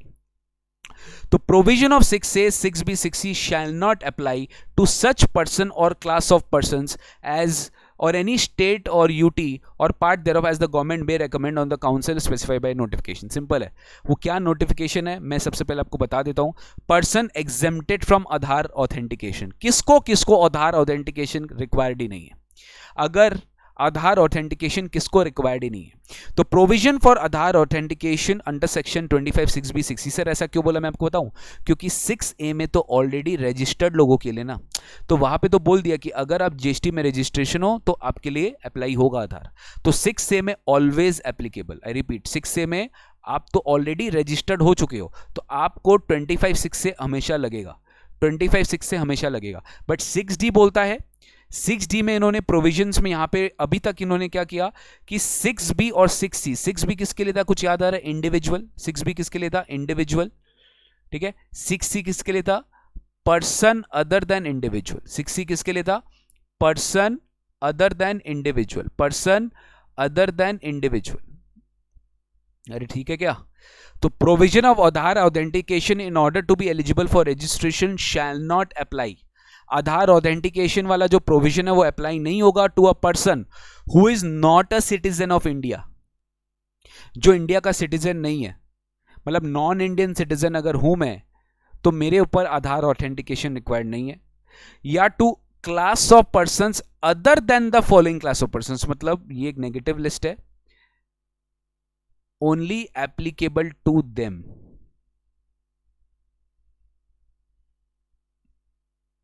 खाली इन्हीं के ऊपर आधार ऑथेंटिकेशन रिक्वायरमेंट है, खाली इन्हीं के ऊपर आधार ऑथेंटिकेशन रिक्वायरमेंट है। तो इंडियन सिटीजन अगर नहीं है तब तो बात ही खत्म, क्योंकि यार वो तो आधार नंबर लेगा ही क्यों नहीं, वो तो इंडियन सिटीजन ही नहीं है। या तो क्लास ऑफ पर्संस पे भी नहीं एप्लीकेबल है other than the following persons. अब वो कौन है सर, ये लोग हैं जिनको आधार ऑथेंटिकेशन रिक्वायर्ड होगा। सर ये इतना सिंपल सिंपल अमेंडमेंट्स है, ये पढ़ने की भी रिक्वायरमेंट नहीं, एक बार पढ़ लो दिमाग में फिट हो गया बस, भूलना ही नहीं, ठीक है। तो देखो इंडिविजुअल, क्या बोला मैंने, इंडिविजुअल। तो इंडिविजुअल, ये देखो सर सेम चीज रिपीट हुआ है, ये तीन चीज तो वही था ना जो आपको ऊपर पढ़ाया गया था। याद आ रहा है कुछ, याद आ रहा है कुछ, देखो ऊपर पढ़ाया गया था आपको ये कि 6C में किसको किसको नोटिफाई किया है, किसको किसको नोटिफाई किया है कि कौन कौन ऑथेंटिकेशन करेंगे। सर ऑथोराइज सिग्नेटरी करेंगे, कर्ता ऑफ HUF करेगा, मैनेजिंग ऑथोराइज्ड पार्टनर करेगा ऑफ अ पार्टनरशिप फर्म। तो ये लोग को तो गवर्नमेंट एग्जाम नहीं कर सकता ना, तो ये लोग एग्जाम नहीं है। और इंडिविजुअल भी एग्जाम नहीं होना, क्योंकि इंडिविजुअल का अपना एक आधार होगा। Individual, authorise signatory, managing authorise partner, karta of HUF, ये लोग सब क्या है, ये लोग सब एग्जाम्प्ट नहीं है। बाद बाकी लोग सब क्या है, एग्जाम्प्ट है। बाद बाकी लोग सब क्या है, एग्जाम्प्ट है। In other words, Aadhaar authentication is only required for above 4 category of persons। खाली ये 4 कैटेगरी के लिए आधार ऑथेंटिकेशन रिक्वायरमेंट है, ठीक है। तो 25 6D ने एग्जेम्प्ट किया, 25 6D का नोटिफिकेशन आया, 25 6D ने 4 लोगों को ही नोटिफाई किया कि ये 4 लोगों ही एप्लीकेबल है, बाद बाकी किसी के लिए एप्लीकेबल नहीं है।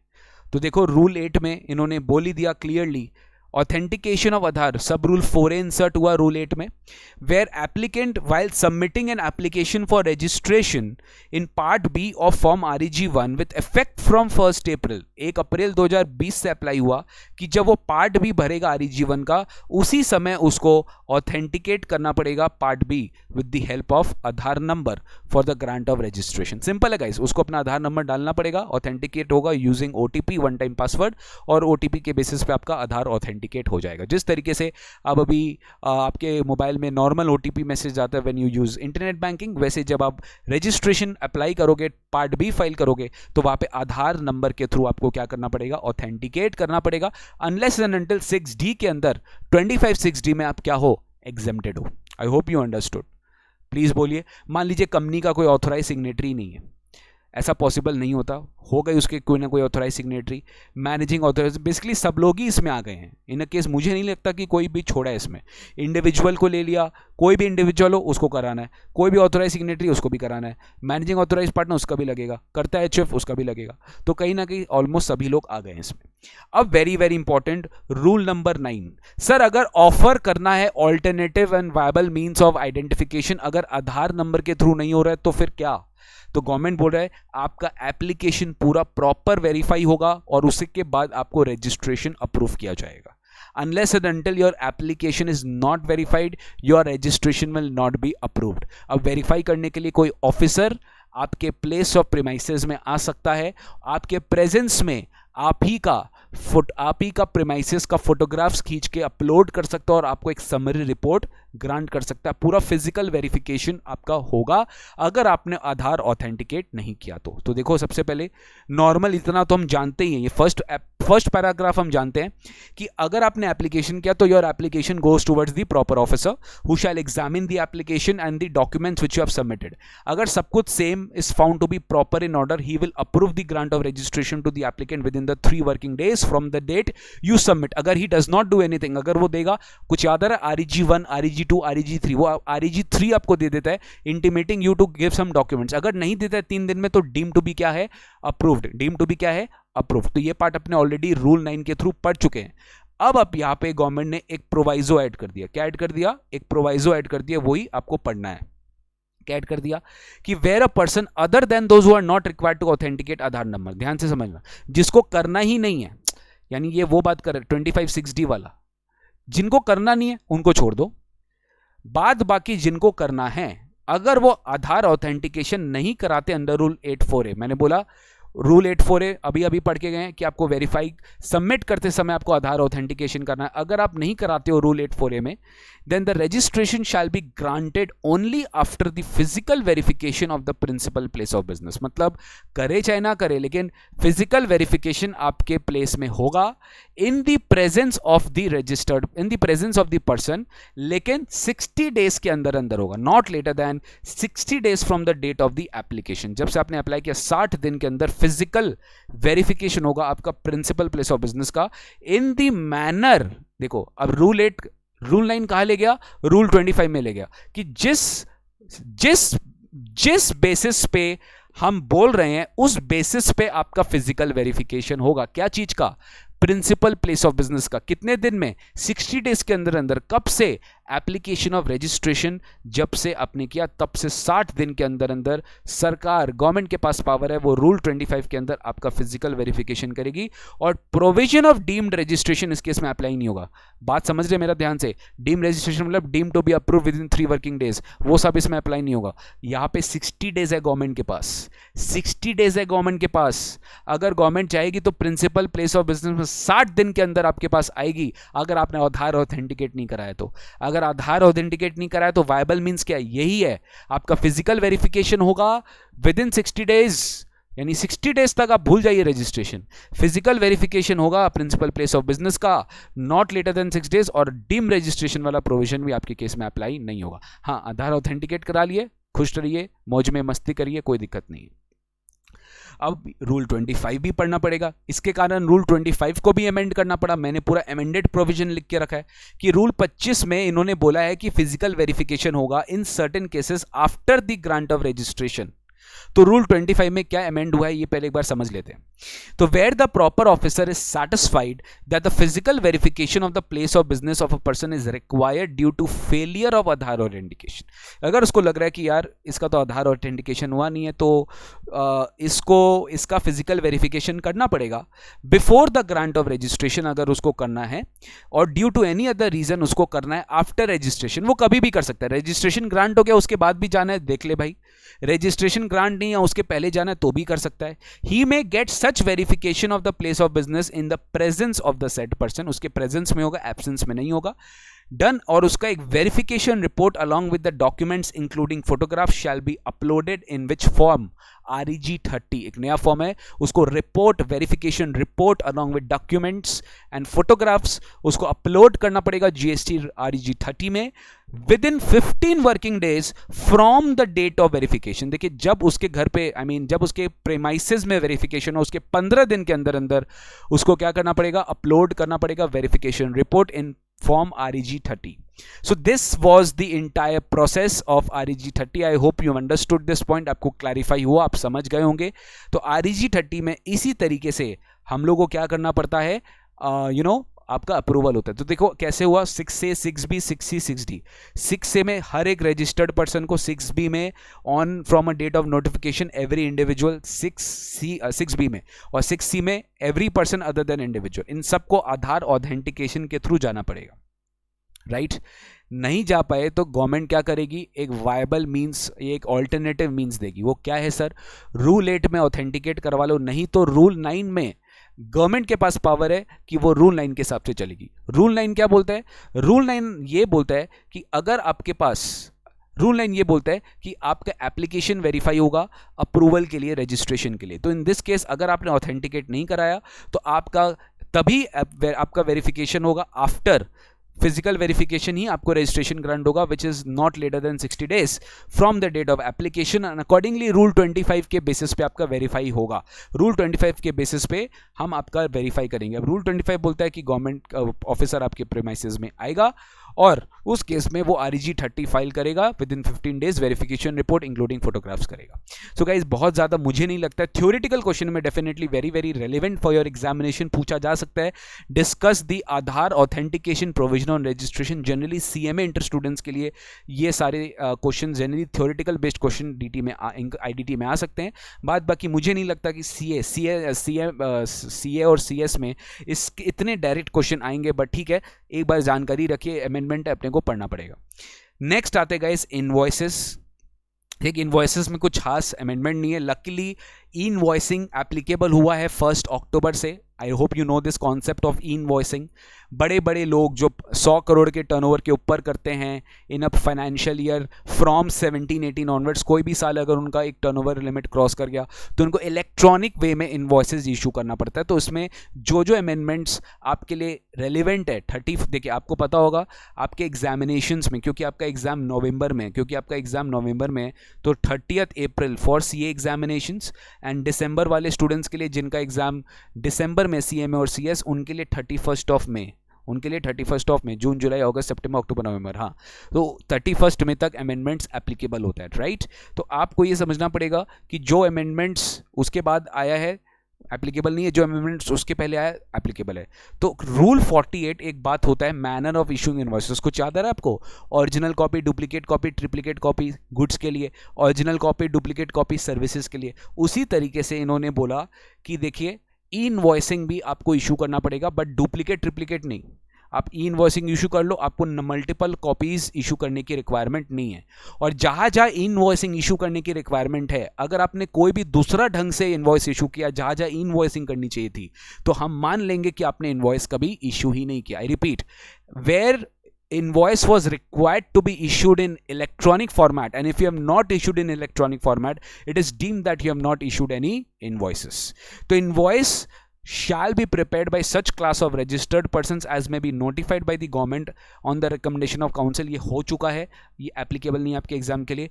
by including such particulars contained in GST INV 01। INV is nothing but an online format होगा इन्वॉइस का।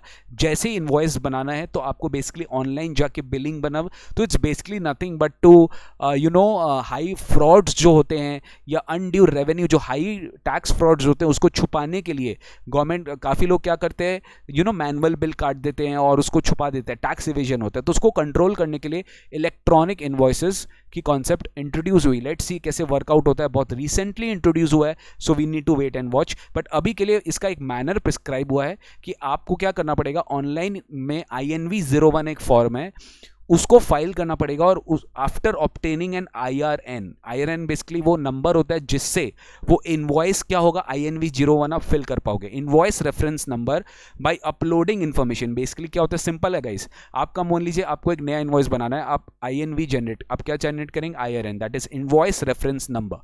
आप सारा डिटेल्स भर लोगे, किसको बेचे, क्या बेचे, जो भी आप रूल 46 में इनवॉइस डिटेल्स भरते हो के हिसाब से आप वैसे IRN invoice reference number generate करोगे by uploading the information on the GST e portal. इसका भी ई पोर्टल बनाया गया है, ई इनवॉइस का पोर्टल बहुत सारा है, invoice 1, invoice 2, invoice 3, invoice 4, invoice 3, invoice 5, ऐसे कर करके बहुत सारे ई पोर्टल्स बनाए हैं gst.gov.in, ताकि आप कोई भी वेबसाइट ब्लॉक नहीं हो बहुत ज़्यादा समय तक। आपको कभी भी इनवॉइस अपलोड करना है, आप फटाफट IRN नंबर जनरेट करके आप उसको INV 01 में डिटेल्स भर दो, IRN से INV 01 में डिटेल्स भर दो, एंड उसकी कंडीशंस गवर्नमेंट क्या करेगी, प्रिस्क्राइब करेगी। तो ये याद रखना, invoice reference number and you will upload the information after obtaining IRN number, you will include that in INV 01, right?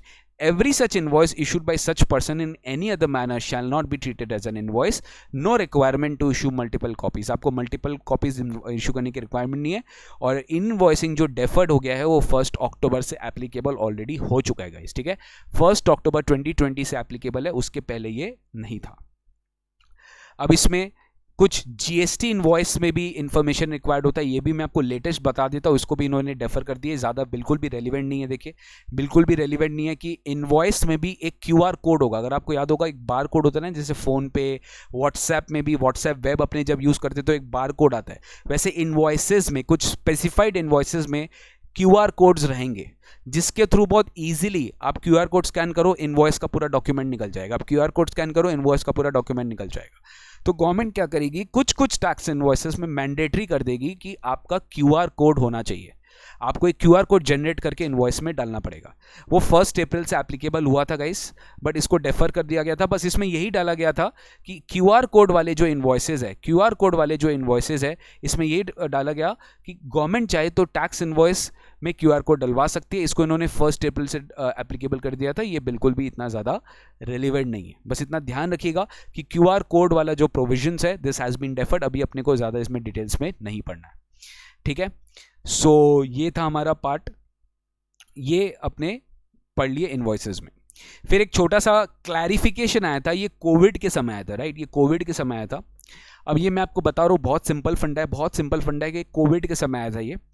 And let me tell you, Covid में जितने भी अमेंडमेंट्स आए थे ना, specially because of extension of time limits और reduction in rate of tax और reduction in rate of interest और waive of interest और वेव ऑफ पेनल्टी, ये सारे प्रोविजंस आपके लिए इंस्टीट्यूट ने एप्लीकेबल नहीं किया है थैंकफुली, बिकॉज वो कोविड रिलेटेड एक पैंडमिक रिलेटेड अमेंडमेंट्स थे, तो वो कंसिस्टेंट नहीं रहेंगे लॉ में, वो आगे जाके वो अल्टीमेटली फिर से अमेंड होना है, राइट। तो वो एक टेम्प्रेरी फेज के लिए था, तो इंस्टीट्यूट ने वो सारे अमेंडमेंट्स एप्लीकेबल नहीं किए।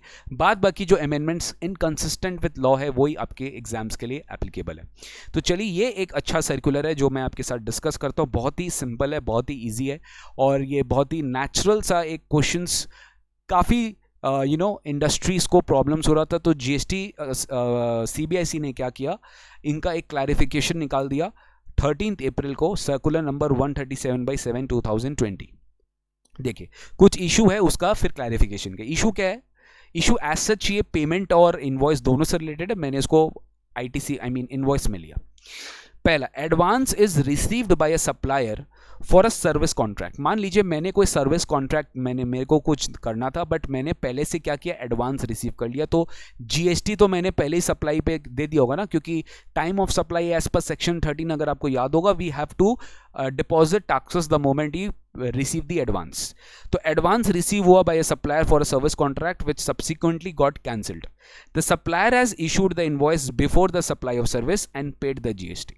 ठीक है, सप्लायर ने क्या किया, इनवॉइस इशू कर दिया सप्लाई ऑफ सर्विस के पहले और जीएसटी पे कर दिया। ऑब्वियसली इशू ये आ रहा है, अब सप्लायर बोल रहा है कि भाई ये कॉन्ट्रैक्ट तो कैंसिल हो गया, तो जीएसटी जो मैंने पे किया है क्या मैं उसका रिफंड क्लेम कर सकता हूं क्या, या फिर मुझे अपने रिटर्न्स के टैक्स लायबिलिटी के साथ एडजस्ट करना पड़ेगा। बहुत ध्यान से, मैंने सप्लायर को कोई भी टैक्स इनवॉइस इशू नहीं किया है कि नहीं किया है, यस सॉरी किया है मैंने। Supplier has issued the invoice, first case में किया है, नेक्स्ट केस में आप देखना एक अलग केस आएगा, यहाँ पे बोला है कि मैंने इनवॉइस इशू कर दिया सप्लाई के पहले और मैंने जीएसटी भी डिपॉजिट कर दिया। आपने इनवॉइस इशू कर दिया है, आपने इनवॉइस इशू कर दिया है, सप्लाई नहीं हुआ, जीएसटी आपने जमा दे दिया, राइट तो ये जो एडवांस है, कॉन्ट्रैक्ट कैंसिल हो गया तो आपको एडवांस रिटर्न करना पड़ा। इनवॉइस इशू कर दिया ना, तो गवर्नमेंट बोलती है अरे आपको तो हम ऑलरेडी बोल के रखे सेक्शन 2034 में there is a provision of credit note that if your value charged is more and you have to reduce that, तो you can issue a credit note, you have to issue a credit note as पर the time limit in the GST law, right. Normally आप GST law नहीं है तो भी आप commercially आप credit note issue कर सकते हैं, और आपका जो टैक्स लायबिलिटी है that will be adjusted in your returns, मतलब आपका जो आउटपुट टैक्स है वो क्या हो जाएगा, कम, subject to the reversal of the ITC और not claim of ITC by the recipient, तब आपका आउटपुट टैक्स क्या हो जाएगा, रिडक्शन हो जाएगा। तो supplier is required to issue a credit note, supplier को इस केस में क्या करना पड़ेगा, इनवॉइस के अगेंस्ट में उसे एक क्रेडिट नोट इशू करना पड़ेगा, उसको वो डिटेल्स डिस्क्लोज करना पड़ेगा उस मंथ के रिटर्न में जिस मंथ में वो क्रेडिट नोट इशू किया है, ये सब सेक्शन 34 बोलता है। The tax liability shall be adjusted in the return subject to section 34, basically time limits, कुछ याद आ रहा है, सितंबर मंथ और date of annual return whichever is earlier, उसके बाद आप अपना टैक्स टू से क्रेडिट नोट्स नहीं डिस्क्लोज कर सकते। There is no need to file a separate refund claim, आपको कोई रिफंड क्लेम नहीं फाइल करना है, जस्ट आप अपना टैक्स लायबिलिटी के साथ इसको एडजस्ट कर सकते हो, यानी जो टैक्स आपने पहले दे दिया सरकार को अभी आप उसको एडजस्ट कर दो, कम कर दो बेसिकली।